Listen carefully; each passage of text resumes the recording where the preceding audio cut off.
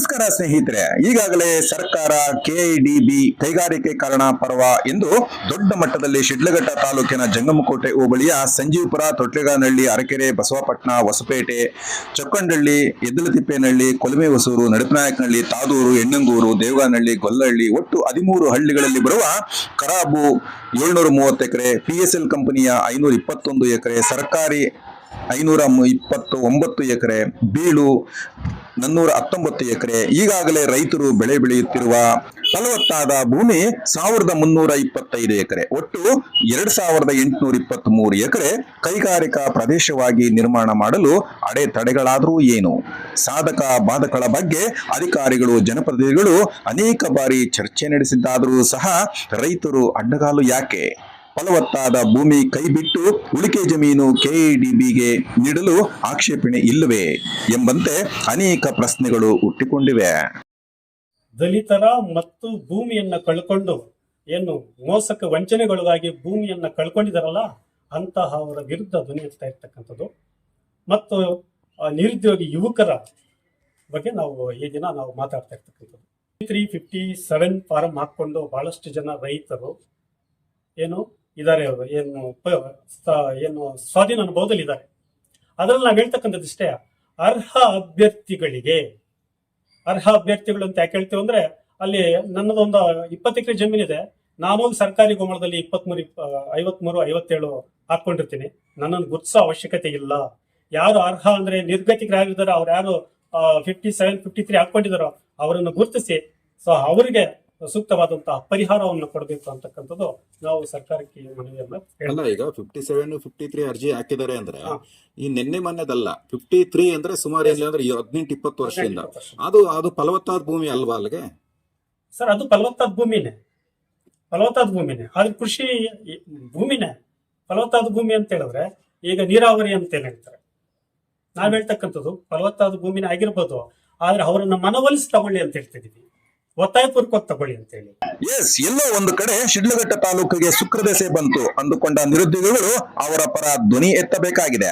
KIDB ಮಾತ್ರ ಕೂಗಳತೆ ದೂರದಲ್ಲಿ ವಿಮಾನ ನಿಲ್ದಾಣ, ಬೆಂಗಳೂರು ಮಹಾನಗರಕ್ಕೆ ಹಾಗೂ ಇತರೆ ಇಂಡಸ್ಟ್ರಿಯಲ್ ಏರಿಯಾಗಳು ಹತ್ರ ಇರುವುದರಿಂದ ಸೂಕ್ತ ಸ್ಥಳ ಎಂದು ಗುರುತಿಸಿದ್ದರೂ ಸಹ ಭೂಮಿ ವಶಕ್ಕೆ ಪಡೆಯಲು ಅನೇಕ ಸವಾಲುಗಳನ್ನ ಎದುರಿಸಬೇಕಾಗಿದೆ.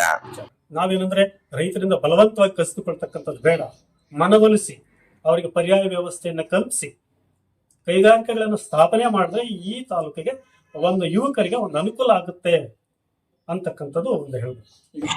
ಶಿಡ್ಲಘಟ್ಟ ನಗರದ ಪ್ರವಾಸಿ ಮಂದಿರದಲ್ಲಿ ಕರ್ನಾಟಕ ದಲಿತ ಶೃಂಗಸ್ಥ ಸಮಿತಿ ವತಿಯಿಂದ ಸುದ್ದಿಗೋಷ್ಠಿಯನ್ನ ನಡೆಸಿ ದಲಿತರ ಭೂಮಿಗಳನ್ನ ನೀಡಲು ನಾವು ಸಿದ್ಧರಿದ್ದೇವೆ. ಫಲವತ್ತಾದ ಭೂಮಿ ಹೊರತುಪಡಿಸಿ ಉಳಿಕೆ ಜಮೀನು ಕೆಐಡಿಬಿ ಅವರು ವಶಕ್ಕೆ ಪಡೆದು ಮನೆಗೊಂದು ಉದ್ಯೋಗ ನೀಡಿ ನಿರುದ್ಯೋಗ ಸಮಸ್ಯೆ ಬಗೆಹರಿಸಿ, ಯಾವುದೇ ರೀತಿಯ ದಲ್ಲಾಳಿಗಳ ಮತ್ತು ಮಧ್ಯವರ್ತಿಗಳನ್ನ ನೇಮಿಸದೆ ನೇರವಾಗಿ ಸರ್ಕಾರ ಅಥವಾ ಕೆಐಡಿಬಿ ಸಂಸ್ಥೆ ಮುಂದೆ ಬಂದು ತಾವು ಕೊಳ್ಳುವ ಜಮೀನಿಗೆ ಒಂದೇ ಬಾರಿಗೆ ಹಣ ನೀಡಿದರೆ ಆ ಕುಟುಂಬ ಜೀವನೋಪಾಯಕ್ಕೆ ಒಂದು ಆಸರೆಯಾಗುತ್ತದೆ ಎಂದು ಕರ್ನಾಟಕ ದಲಿತ ಸಂಘರ್ಷ ಸಮಿತಿ ಸಂಚಾಲಕ ಮಳಮಾಚನಹಳ್ಳಿ ರಾಮಾಂಜನಪ್ಪ ತಿಳಿಸಿದರು. ಉದ್ಯಮಗಳು ಮಾಡ್ತಾ ಇದ್ದಾರೆ ಇದನ್ನ, ಅದರಿಂದ ರಿಯಲ್ ಎಸ್ಟೇಟ್ ಉದ್ಯಮಗಳು ಚೆನ್ನಾಗಿದ್ದಾರೆ ಹೊರತು, ಕರಾಡುಪತಿಗಳಾಗಿದ್ದಾರೆ ಹೊರತು ರೈತರು ಅದರಿಂದ ಹಾಳಾಗೋಗಿದ್ದಾರೆ.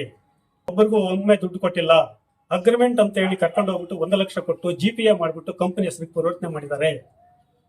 ಇದರಿಂದ ನೊಂದಂತ ವ್ಯಕ್ತಿಗಳು ಬಹಳಷ್ಟು ಜನ ಇದ್ದಾರೆ. ರೈತರು ಬರ್ತಾರೆ, ಈಗ ಬಲವಂತವಾಗಿ ಆ ರೀತಿ ಕಿತ್ಕೊಂಡು ಜಾತಿ ನಿಂದನೆ ಪ್ರಕರಣಗಳು ದಾಖಲೆ ಆಗಿರ್ತಕ್ಕಂಥ ನಿದರ್ಶನಗಳು ನಮ್ಮ ಹತ್ರ ಇದೆ. ಆ ದಿನ ಯಾರು ಹೋರಾಟ ಮಾಡಲಿಲ್ಲ ಅವ್ರ ಪರವಾಗಿ. ಅರಕೆರೆ ಗ್ರಾಮದ್ದು PACL ಕಂಪನಿ ಹೆಸರಲ್ಲಿದೆ 3 ಎಕರೆ, ದೊಡ್ಡದೇನಹಳ್ಳಿ ಮುನಿಯಪ್ಪ ಅಂತ ಹೇಳ್ಬಿಟ್ಟು ಮುನಿಯಪ್ಪನ ಹೆಸರಲ್ಲೇ ಇದೆ 2018ರಲ್ಲಿ. ಆದ್ರೆ GP ಯಾರಿಗಾಗಿದೆ? PACL ಕಂಪನಿಗೆ ಆಗಿದೆ. ಆ ಪೊಸಿಷನ್ ಆಗಿದ್ದಾರೆ ಇದೇ ದೊಡ್ಡನಹಳ್ಳಿ ಮುನಿಯಪ್ಪ ಮತ್ತು ಮಕ್ಕಳಿದ್ದಾರೆ. ಇದ್ದಾಗ ಖಾಸಗಿ ವ್ಯಕ್ತಿಗಳು ಬಂದು ಅವರನ್ನೇ ಹೊಡೆದು ಅವರ ಆಸ್ಪತ್ರೆಯಲ್ಲಿ ದಾಖಲಾಗಿದ್ದಾರೆ. ಅದಕ್ಕೆ ನಿದರ್ಶನಗಳಿದೆ. ಅವ್ರ ಮೇಲೆ ಜಾತಿ ನಿಂದನೆ ಪ್ರಕರಣ ಆಗಿರ್ತಕ್ಕಂಥದ್ದು ಇದೊಂದು ಶೋಚನೀಯ ಸಂಗತಿ. ಇದರಿಂದ ಸಾರ್ವಜನಿಕರಿಗೆ ತೊಂದರೆ ಆಗಿದೆ. PACL ಕಂಪನಿಯಿಂದ ಬಹಳಷ್ಟು ಮೋಸ ಆಗಿದೆ ಅಂತ ನಾವು ಹೇಳಲಿಕ್ಕೆ ಬಯಸ್ತೇವೆ. ಸಂದರ್ಭದಲ್ಲಿ ಕರ್ನಾಟಕ ದಲಿತ ಸಂಘರ್ಷ ಸಮಿತಿಯ ನರಸಿಂಹಮೂರ್ತಿ, ಮಂಜುನಾಥ್, ಮಳ್ಳೂರು ವೇಣುಗೋಪಾಲ್, ಎಣ್ಣೂರು ದೇವರಾಜ್, ಚಿಮಂಗ್ಲ ದೇವರಾಜ್, ಅತ್ತಿಗಾನಹಳ್ಳಿ ಮುನಿಯಪ್ಪ, ಮುನಿಸ್ವಾಮಿ, ATM ಮಂಜುನಾಥ್ ಹಾಜರಿದ್ದರು. 300 ಎಕರೆ ನಾವು ಕೊಡ್ಲಿಕ್ಕೆ ಸಿದ್ಧವಾಗಿದ್ದೇವೆ ಅಂತ ಹೇಳ್ಬಿಟ್ಟು ಉಸ್ತುವಾರಿ ಸಚಿವರಿಗೆ ಲಿಖಿತವಾಗಿ ದೂರನ್ನು ಕೊಟ್ಟಿದ್ದಾರೆ. ಮನವಿಯನ್ನು ಕೊಟ್ಟಿದ್ದಾರೆ. ಅರ್ಹತೆಗೆ ಅನುಗುಣವಾಗಿ ಒಂದು ಜಮೀನು ಕಳುತ್ತೆ ಒಂದು ಕುಟುಂಬ, ಆ ಕುಟುಂಬದಲ್ಲಿ ಇರ್ತಕ್ಕಂಥ ವಿದ್ಯಾರ್ಥಿಗಳಾಗಿರ್ಬೋದು, ಯುವಕರಾಗಿರ್ಬೋದು, ಅವರಿಗೆ ಅರ್ಹತೆಗೆ ಅನುಗುಣವಾಗಿ ಉದ್ಯೋಗವನ್ನು ಸ್ಥಳೀಯವಾಗಿ ಅವ್ರು ಕೊಡಲೇಬೇಕು ಭೂಮಿ ಕಳ್ಕೊಂಡವ್ರಿಗೆ ಅಂತಕ್ಕಂಥ ಮನವಿಯನ್ನು ಮಾಡಿದ್ದಾರೆ. ಅವಶ್ಯಕತೆ ಬಂದರೆ ಅನಿವಾರ್ಯವಾಗಿ ನಾನು ಹೇಳ್ತಕ್ಕಂಥದ್ದು ಏನು ಭೂಮಿ ಕಳ್ಕೊಂಡಿರ್ತಕ್ಕಂಥ ರೈತರಿದ್ದಾರೆ ಅವರು ಮತ್ತೆ ದಲಿತ ಸಂಘರ್ಷ ಸಮಿತಿ ಅವರೊಂದಿಗೆ ಇರುತ್ತೆ. ಸೊ ಒಂದು ವೇಳೆ ಅದಕ್ಕೇನಾದರೂ ಈ ಜಮೀನು ವಶಪಡಿಸ್ಕೊಳ್ಳಿಕ್ಕೆ ಯಾವುದೋ PACL ಕಂಪನಿ ವಶಪಡಿಸ್ಕೊಳ್ಳದೆ ಅದನ್ನ ಆ ಕಂಪನಿಗೆ ಮಾರಾಟ ಮಾಡಿರ್ತಕ್ಕಂಥ ರೈತರೆಲ್ಲರೂ ಸೇರಿ ಅದನ್ನ ಇಲ್ಲ ಸರ್ಕಾರಕ್ಕೆ ವಶಕ್ಕೆ ತಗೊಂಡು ಕೈಗಾರಿಕಾ ಅಭಿವೃದ್ಧಿ ಮಾಡಬೇಕು, ಇಲ್ಲವಾದಲ್ಲೇ ರೈತರಿಗೆ ಹಿಂದಿರುಗಿಸ್ಬೇಕು ಅಂತಕ್ಕಂಥ ಹೋರಾಟವನ್ನು ಮಾಡ್ತೀವಿ ಸರ್. ದಿನನಿತ್ಯದ ಸುದ್ದಿಗಳನ್ನು ವೀಕ್ಷಿಸಲು ಜನರ ಧ್ವನಿ ಚಾನೆಲ್ ಸಬ್ಸ್ಕ್ರೈಬ್ ಮಾಡಿಕೊಂಡು ಲೈಕ್ ಮಾಡಿ ಮತ್ತು ನಿಮ್ಮ ಸ್ನೇಹಿತರಿಗೂ ಶೇರ್ ಮಾಡಿ.